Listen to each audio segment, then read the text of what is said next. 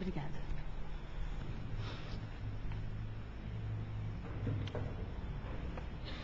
Bom dia a todos.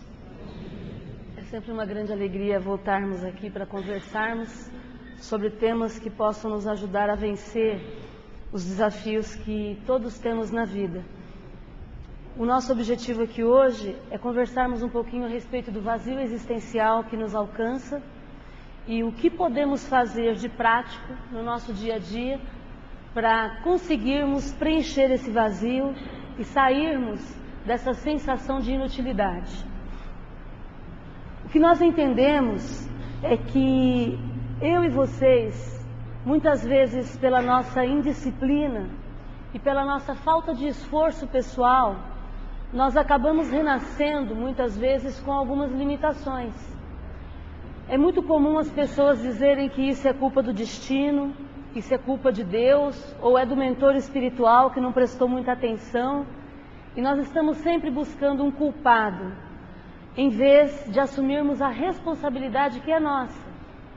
Se hoje temos algumas dificuldades, muitas vezes isso se dá pela nossa indisciplina e pela nossa falta de esforço em querer mudar essa situação.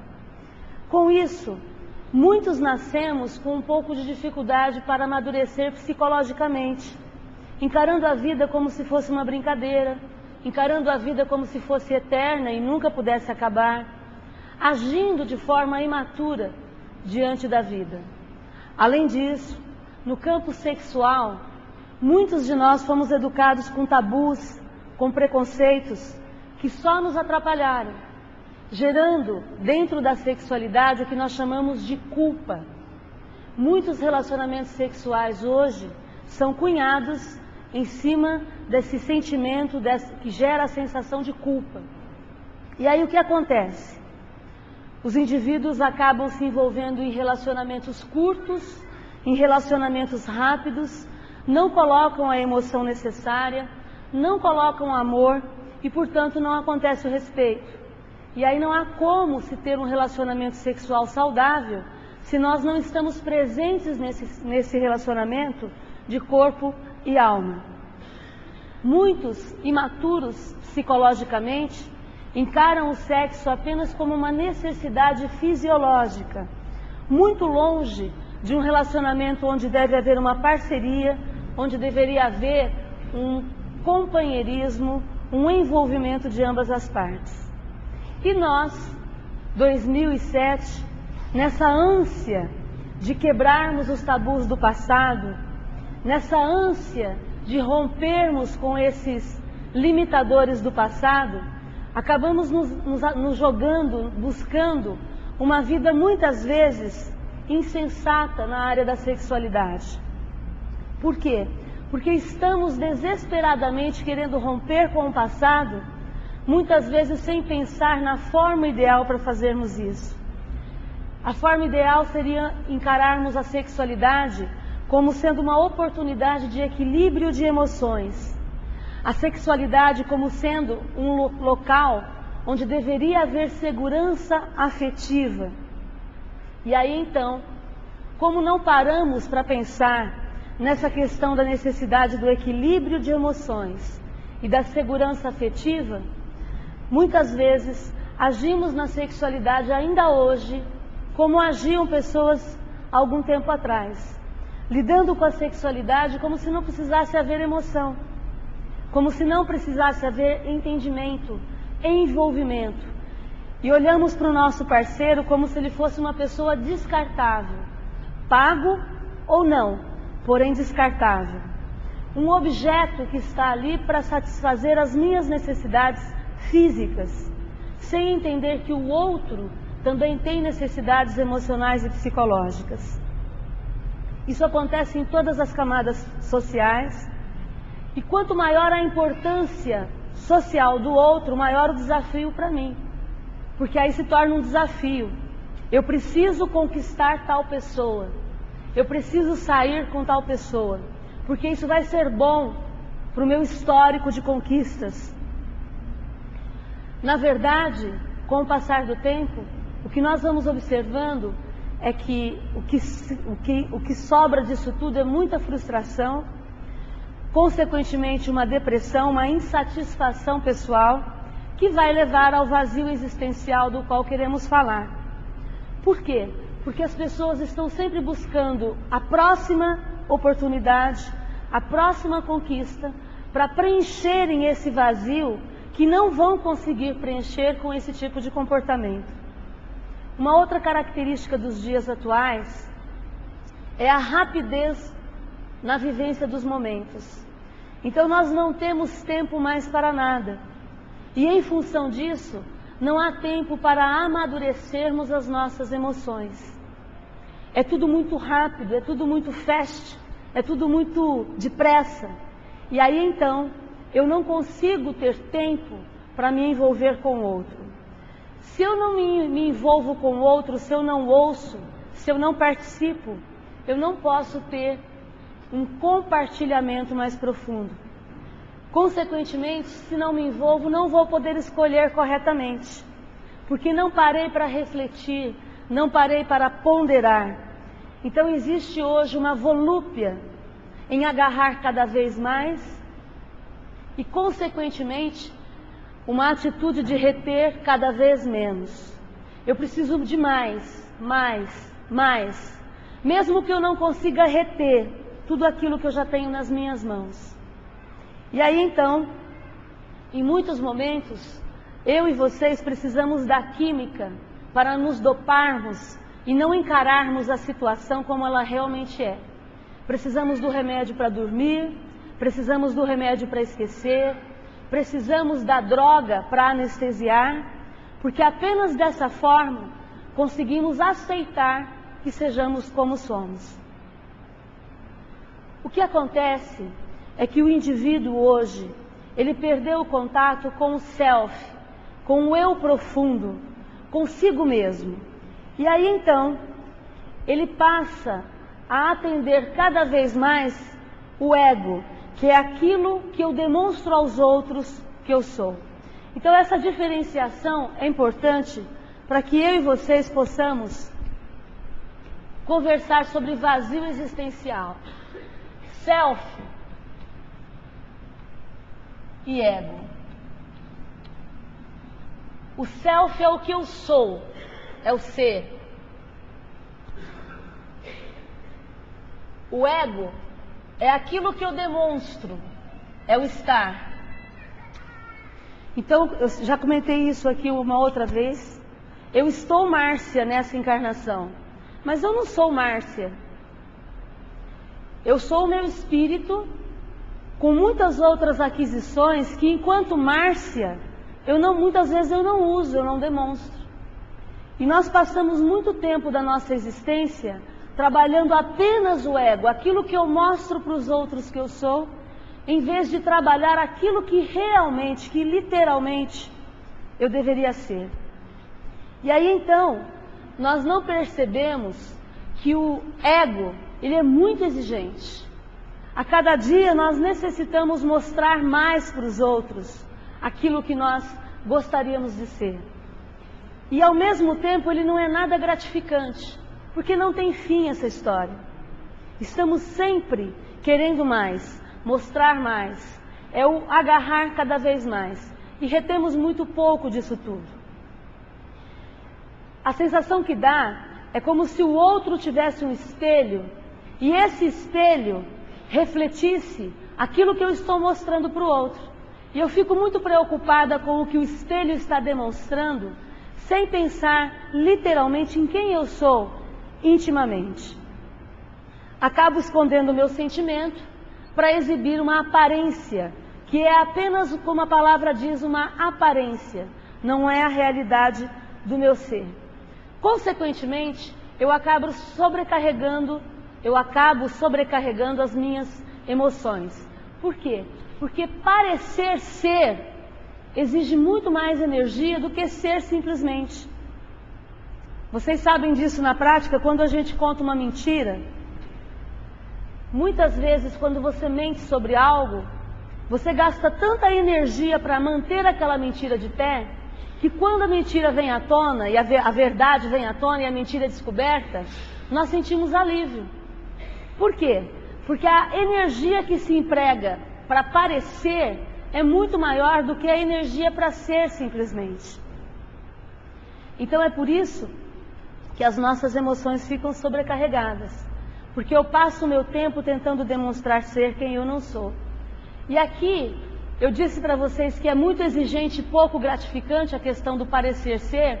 Por quê? Porque como não tem fim, por mais que eu empregue energia para parecer ser algo, eu nunca vou ter energia suficiente para continuar parecendo.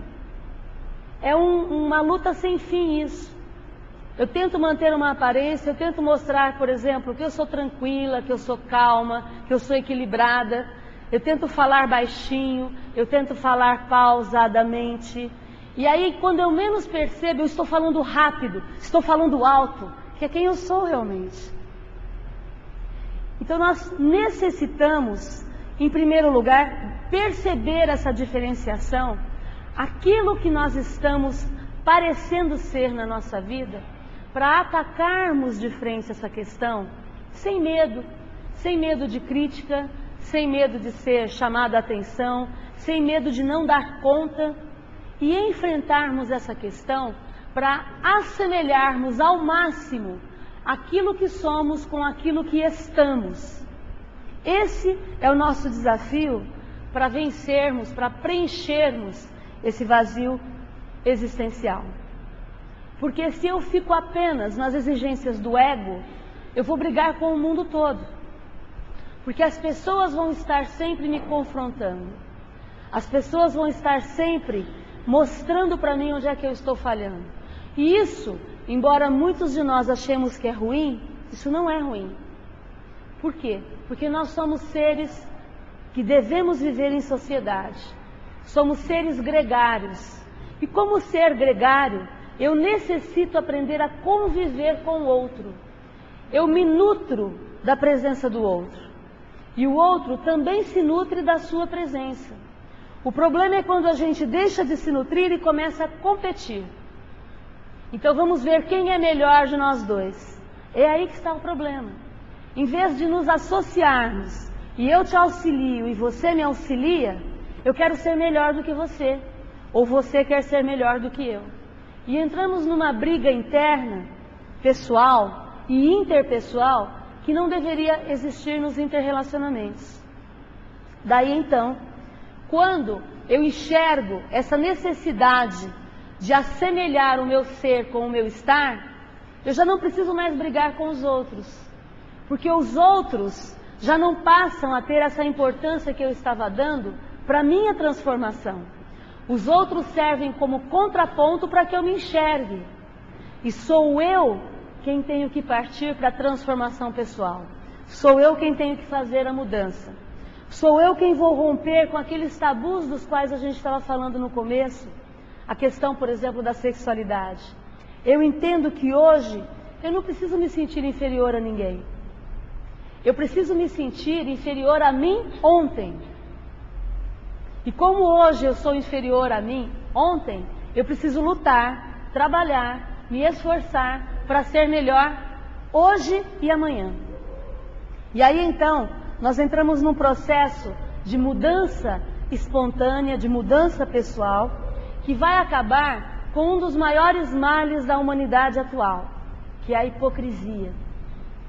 Nós vamos começar a nos enxergar como seres de carne e osso, que falham sim, e que apesar de falharem, não têm vergonha do quanto já se esforçaram até aqui. Nós vamos olhar para a gente com um pouco mais de comiseração e entendermos que nós temos jeito sim. A nossa vida ainda tem jeito sim. E isso vai depender muito mais do meu esforço do que do esforço da casa espírita em me transformar. Eu estava ainda agora conversando a respeito do estudo aqui na casa, e o Sr. Dorival estava comentando comigo que no último estudo havia a presença de quase 200 pessoas. Quem estava aqui na última quarta-feira? Levanta bem a mão. Vocês. Vocês estão fazendo a diferença, com todo respeito aos outros. Eu não consigo conceber mudança sem estudo. Porque para que ocorra a mudança é preciso que haja raciocínio. E eu só consigo raciocinar se eu estudo, se eu leio, se eu me esclareço. E a forma mais prática de estudarmos é em grupo. Porque o outro me empurra. Quantos de nós não estávamos hoje de manhã na cama com uma preguiça danada, sem vontade de levantarmos, esse tempinho gostoso de ficar na cama? Mas aí de repente você começa a chacoalhar o esqueleto e se anima um pouquinho mais e pega no tranco. E aqui estamos nós. Por quê? Porque o grupo nos fortalece, o grupo nos impulsiona para frente. Ah, mas eu estudo sozinha, eu gosto de meditar sozinha, tudo bem, parabéns. Você é minoria. A maioria precisa do apoio do outro. Então, já que você consegue fazer sozinho, venha para o grupo para ajudar quem não sabe, para contribuir com aquele que tem dificuldades. Sem contar que é muito mais emocionante estar junto do outro. Exatamente por essa questão da nutrição do afeto. Quando eu estou com o outro, eu estou me nutrindo com o afeto do outro. Muito legal a questão do abraço. Por quê? Porque o abraço promove esse afeto. O abraço promove esse olhar nos olhos. Deixa eu olhar para quem eu estou abraçando. Deixa eu olhar para o meu companheiro de jornada. Puxa, mas eu não gosto muito dessa pessoa e eu vou ter que abraçar isso. Vai lá. Vai lá, mesmo que seja empurrado. Vá lá. Você vai aprender a quebrar as resistências. Afinal de contas, existem dois lados da história. Então ouça a versão da outra pessoa. Pronto. Nós conseguimos então romper com esses hábitos arraigados, antigos, que muitas vezes truncaram a nossa existência e não permitiram que nós nos tornássemos pessoas melhores do que somos hoje. Então hoje, muitas vezes, nós agimos de forma automática, sem nos darmos conta que podemos interferir nisso que está nos acontecendo. Eu não tenho que apenas me preocupar com o estar. Eu necessito mostrar mais quem eu sou. Eu necessito ser mais autêntica. Eu tenho como obrigação, como função na minha existência, que vencer a hipocrisia que existe em mim. Eu não sei por que nós queremos vencer a hipocrisia do outro, né? Nós adoramos isso. Não, você foi falso. Você fingiu. Você mentiu. E nós? E nós? E nós? Como é que está a questão da hipocrisia na nossa vida? Quanto mais autênticos nós formos, mais felizes seremos. E isso é um exercício. Ah, mas eu não posso ser autêntico porque o outro vai melindrar-se. Problema dele. Ele que vai trabalhar a hipocrisia dele. O melindre dele. Eu não posso simplesmente parecer algo para manter as coisas acomodadas como estão. Não posso. Porque não há mais tempo para isso. Estamos perdendo tempo nessas aparências. Não que aparências não sejam boas, por favor. É maravilhoso você ter uma boa aparência, você cuidar da tua aparência, você cuidar da forma como você se porta. Não é disso que eu estou falando. Eu estou falando quando propositalmente nós aparentamos ser algo que não somos. É essa a questão. Então necessitamos dessa busca interna para verificarmos os pontos de hipocrisia que ainda temos no nosso comportamento. E o que podemos fazer para mudar isso agora, nesse momento? Enfrentarmos essas dificuldades interiores, enfrentarmos os nossos medos, as nossas culpas, em vez de ficarmos transferindo esses medos e essas culpas para uma próxima existência. É muito comum as pessoas dizerem isso dentro da casa espírita. Ah, na próxima vida eu me preocupo com isso. Vocês já ouviram esse tipo de coisa? Tá bom como tá, na próxima vida eu me preocupo com isso. Espírita não pode usar esse argumento, gente. Por quê? Porque se eu penso que eu tenho uma próxima vida, quanto melhor eu estiver lá, melhor vai ser para mim agora. Quanto mais eu me melhorar agora, melhor vai ser para mim lá também. Então eu não posso simplesmente ficar deixando para depois. Não há mais tempo. Nós temos a necessidade de mudarmos rapidamente e agora. Devemos buscar as conquistas externas também, por favor. Empregar bem o dinheiro que ganhamos, nos preocuparmos com o ganho financeiro, com a profissão, com o trabalho, com a aparência física. Obviamente, tudo isso faz parte da nossa parte física e deve ser conquistado.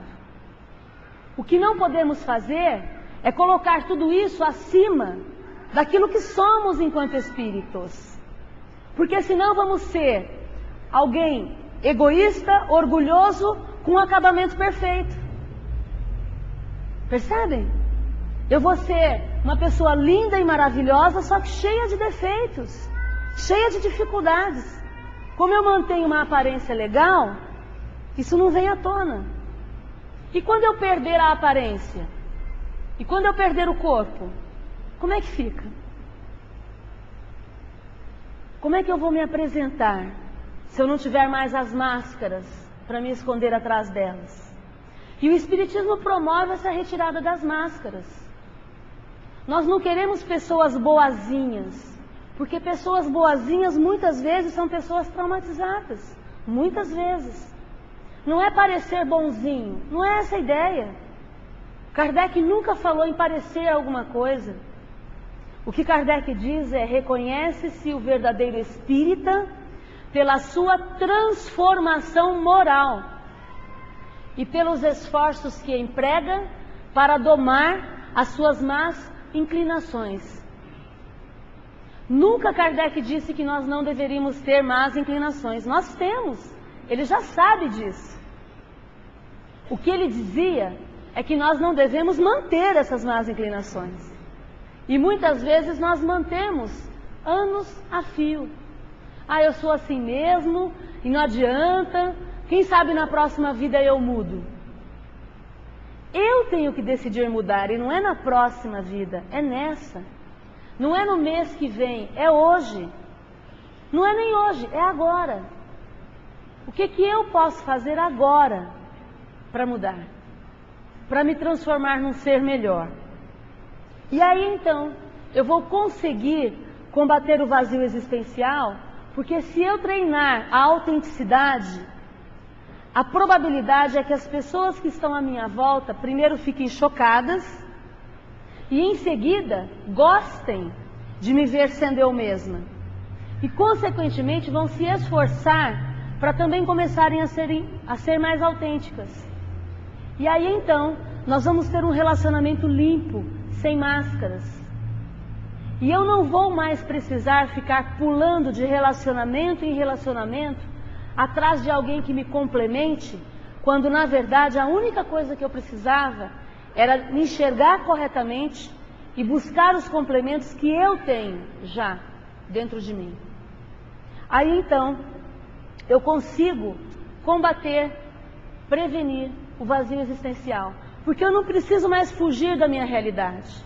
Eu posso enfrentar a minha realidade porque estou desperta para as minhas necessidades. E como estou desperta para as minhas necessidades, eu posso lutar, eu posso buscar aquilo que vai fazer a diferença na minha vida. É quando nós chamamos da fase de autoconsciência. Quando você se reconhece como você é, e aí você entende que precisa fazer algumas mudanças. Você tem consciência das suas limitações. E parte para o dia a dia, onde você vai ser uma pessoa melhor cada vez mais. Nesse processo, através do raciocínio, eu e você entendemos que não somos um animal sujeito a instintos apenas. Nós somos um ser racional, que pode pensar, que pode raciocinar, que pode compreender, que pode selecionar e pode fazer escolhas conscientes. É impossível errar como erramos hoje se fazemos todo esse processo. Muitas vezes hoje nós erramos por análise errada. É ou não é? Análise apressada. Mal analisamos uma situação e já decidimos, e daí erramos. A proposta espírita é que eu e vocês possamos analisar mais a nossa vida. Se você não está feliz no ambiente em que você vive, nas condições em que você vive, analise o porquê. Busque as causas. E assim que encontrar as causas, faça uma programação para ir ticando item por item, até alcançar uma vida mais agradável, uma vida mais feliz, uma vida mais prazerosa. Quem vai fazer isso é você, não sou eu. Não é a casa espírita. A casa espírita te dá o suporte. Quarta-feira, 20 horas, grupo de estudos aqui no Francisco de Assis. Esse é o suporte que a casa está te dando, para que você se programe e nessa quarta-feira, eu vou esperar o carnaval passar. Esquece, gente. Que esperar carnaval? É quarta que vem, dia 14, não é isso? Quarta que vem. É o teu compromisso. É o teu compromisso. Esteja na casa espírita para estudar, que vai te provocar, vai promover em você o raciocínio, vai possibilitar para você uma seleção, um selecionamento melhor, depois que você compreender melhor as coisas, e consequentemente a escolha. Aí você vai fazer escolhas mais sensatas na sua vida. É assim que o Espiritismo transforma as pessoas, provocando lá dentro aquilo que precisa ser mudado. Não existe fórmula pronta. Nós temos várias fórmulas coadjuvantes.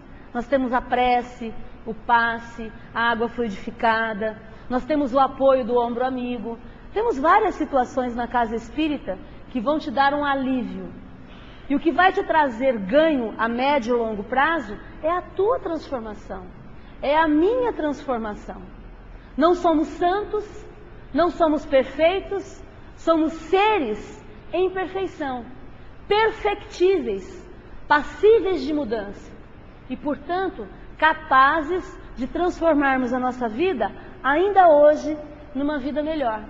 A partir do momento em que entendemos realmente a mensagem espírita, ampliamos os nossos horizontes e aí estamos preparados, estamos prontos para essa transformação da qual estamos falando. Nesse momento, nos sentimos livres e essa é a melhor sensação que existe na face da Terra. Quando você tem liberdade de escolha, quando não tem nada te prendendo, quando você é você, pronto. Nesse momento você está livre. Existe uma história que eu ouvi uma vez num congresso que eu acho muito interessante, a respeito de um meditador hindu, um jovem rapaz, eu não sei se eu já contei essa história aqui, mas um rapaz de 18 anos, hindu, que estava meditando, e a vida desse rapaz era meditar. Até que um dia, uma jovem da aldeia onde ele morava, lá na Índia, se apaixonou por ele e começou a infernizar a vida do rapaz. E o que ele queria, o que ele mais queria na vida, era meditar. Mesmo com 18 anos, quando os hormônios estão a 1000, ele queria se dedicar à vida religiosa. E ele nem prestava atenção na moça. E ela, indignada com aquela postura, aproveitou que o exército inglês estava de passagem pela aldeia e teve um caso, um romance com um dos soldados. E engravidou do rapaz. Porém, os soldados vieram e foram embora. E ela permaneceu grávida. Quando tinha que contar para a família, rapidamente ela teve uma ideia. Já sei. Eu vou dizer para minha família que o pai da criança é o rapaz, o meditador, que não quer nada comigo. Aí ele vai ser obrigado a ficar comigo e resolvemos toda essa situação. E ela chegou para os pais e disse, olha, eu estou grávida e o pai da criança é aquele moço lá que gosta de ficar meditando. E aí a família e toda a aldeia foram lá e disseram para o rapaz. Eles chegaram lá, ele estava meditando e disseram para ele, você é o pai do filho dessa moça. E o rapaz então que estava meditando, virou o rosto, olhou para ela, olhou para eles e na mesma calma com que estava antes ele disse, ah é? Sim, você é o pai dessa criança. Ele falou assim: então tá, eu sou o pai da criança. E continuou meditando. A moça mudou-se para a casa dele, permaneceram ali, a criança nasceu. Passado um tempo, aquela tropa voltou à aldeia e o rapaz que tinha tido caso com a moça resolveu procurá-la e ficou sabendo que ela estava casada e com um filho. Ele fez as contas e pensou: ei, peraí, essa criança é minha, foi a época que eu estive aqui. E ele então procurou a família da moça, esclareceu a verdade e aí todos foram lá na casa do meditador. Chegando lá, a família disse para o moço assim: essa criança não é sua. E o rapaz, com a mesma calma que tinha enquanto estava meditando, olhou-se para todos e disse: ah, é? Então tá. E aí todo mundo foi embora e o rapaz permaneceu sozinho meditando. Obviamente que nós não estamos exigindo que ninguém tenha esse tipo de reação tão instantaneamente. Mas aquilo que ele era, ele continuou sendo. Os acontecimentos externos, em momento algum, o tiraram da sua integridade, do seu caráter, da sua postura diante da vida. Ele tinha equilíbrio antes, ele teve equilíbrio durante e ele continuou tendo equilíbrio depois. No momento em que você e eu reconhecemos as nossas dificuldades, nós conseguimos lidar com os acontecimentos externos com essa tranquilidade. E olha que eu nunca vi tanto acontecimento externo na vida como tem acontecido. Eu não sei vocês, mas eu acho que é mais ou menos geral essa questão. Tantas coisas acontecendo à nossa volta, o tempo todo, nos testando, nós dizemos muitas vezes: ah, isso é um teste para mim. E nós nos conformamos em dizer que é um teste, sem nos preocuparmos se passamos no teste ou não. O importante é reconhecer que é um teste. Pronto, está resolvido o assunto. Qual é a nossa postura diante desses testes? Como é que nós estamos encarando essas dificuldades? Será que nós já estamos despertos, realmente, para a necessidade de darmos mais atenção àquilo que somos? E se não somos algo que gostamos muito, vamos trabalhar nesse assunto então. Vamos colocar o foco aí para mudarmos as nossas tendências. À medida em que eu coloco esforço de mudança, aí eu passo a aceitar as minhas dificuldades com mais tranquilidade. Eu entendo que o self tem que ser sempre superior ao ego. Por que o self tem que ser superior ao ego? Porque o self é quem eu sou realmente. E é quem eu vou levar para outras existências.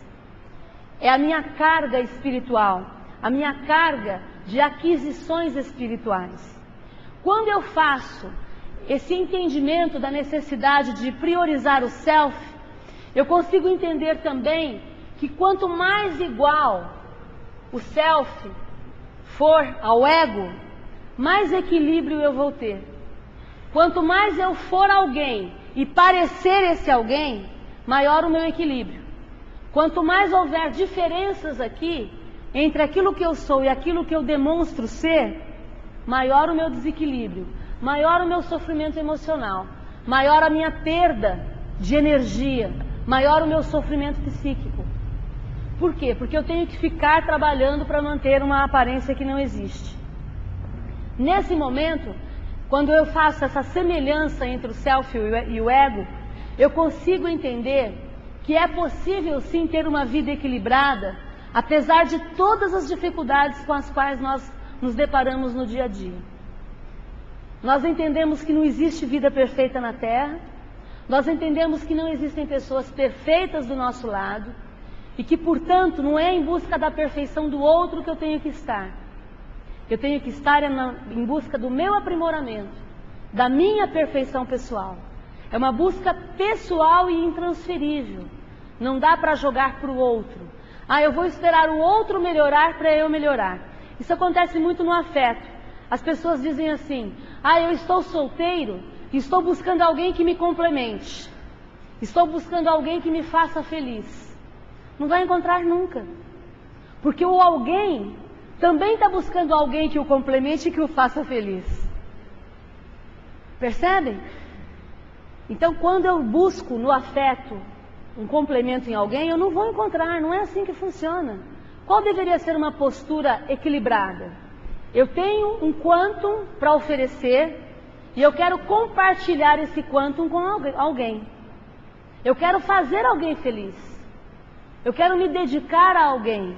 Eu quero interferir positivamente na vida de alguém. Essa é a postura. Nós queremos apenas sacar no banco da vida, né? E não depositamos, não investimos nos relacionamentos. A partir do momento em que eu entendo isso, pronto, fica simples. Não fica fácil, porque ainda tem o trabalho, mas fica simples, pode ser executado. Vai exigir o esforço. Aí então, no momento em que eu uso o meu raciocínio para fazer essas escolhas corretas, eu começo a pautar os meus relacionamentos em cima das afinidades e não em cima das conveniências. Eu começo a fazer os meus relacionamentos em cima da emoção e não em cima da satisfação física unicamente. Consequentemente, não vai acontecer vazio existencial, porque eu estou inteira no relacionamento e o outro também vai estar inteiro no relacionamento. Então eu consigo me dar bem com o meu filho, com o meu vizinho, com o meu esposo, com a minha mãe, com alguém do meu relacionamento no trabalho. Eu consigo estabelecer um relacionamento equilibrado, estável, baseado no compartilhamento, não apenas em sugar o outro, mas em oferecer também, em partilhar. E existe uma frase no livro Conflitos Existenciais, da Joana de Ângeles, onde ela diz o seguinte, que a pessoa deve descobrir a finalidade da sua existência e como alcançar o objetivo de ser feliz. Isso eu vou dar como tarefa para vocês, tarefa para casa. Seria muito bom que você descobrisse qual é a finalidade da sua existência e como é que você vai fazer para ser mais feliz ainda hoje. E aí então, essa pessoa pode superar os seus conflitos, e todos temos conflitos, ela pode cuidar, tratar desses conflitos, pode viver de uma maneira clara e sem culpa, usufruindo os dons da existência e aperfeiçoando-se sempre. Então esse deveria ser o nosso objetivo hoje. Descobrirmos qual é o objetivo da nossa existência, como é que a gente vai fazer para ser mais feliz, aprendermos a viver sem culpa, superando os conflitos que nós temos, vivendo um relacionamento às claras e usufruindo os dons da existência, buscando o aperfeiçoamento sempre. Está fechada a questão. À medida em que você fizer cada vez mais isso, você estará eliminando o vazio existencial da sua vida. E aí então, você terá um outro sentimento que vai gerar uma outra sensação, que a gente chama de alegria de viver. Entusiasmo pela vida. Esse é o nosso grande objetivo hoje. Despertarmos em vocês esse entusiasmo pela vida.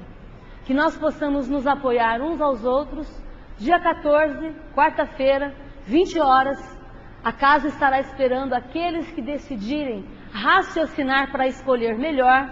Se programe. Eu não sei o que é que você vai ter que fazer para estar aqui na quarta-feira. Eu sei o que eu sempre faço para estar no estudo na casa que eu frequento. Então eu não sei quais são os desafios que você vai vencer. Mas comece fazendo escolhas corretas e com certeza a tua existência vai ser de uma tremenda felicidade. Sucesso para todos vocês e obrigada.